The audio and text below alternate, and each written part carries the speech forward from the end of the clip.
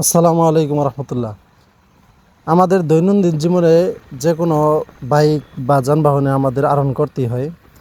তো এই যানবাহনে আরোহণ করার একটি গ্যারান্টি সহকারে একটি দোয়া হজরত আবদুল্লাহ ইবনে আব্বাস রাদিয়াল্লাহু তাআলা আনহু বর্ণনা করেছেন যে এইভাবে, যেই ব্যক্তি এই দোয়াটি পাঠ করে যানবাহনে উঠবে বা ওঠার পর পাঠ করবে, ওই যানবাহনটা তো অ্যাক্সিডেন্ট হবেই না। যদিও হয় তাহলে হজরত আবদুল্লাহ ইবনে আব্বাস রাদিয়াল্লাহু তাআলা আনহু বলছেন যে তার ক্ষতিপূরণ আমি কিয়ামতের দিন আল্লাহ তাআলার দরবার থেকে এনে দেব। সুবহানাল্লাহ। দোয়াটি একবার আপনাদেরকে আমি পাঠ করে শোনাই।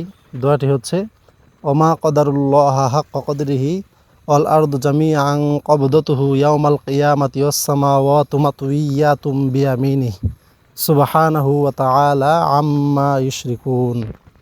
প্রিয় ভাইয়েরা আমার, অবশ্যই এই দোয়াটি আমরা যানবাহনে ওঠার পর একবার হলেও আমরা পড়ে নিব। আমাদের নিজেদের সেফটির জন্য হলেও একবার হলেও পড়বো ইনশাল্লাহ। ধন্যবাদ সবাইকে।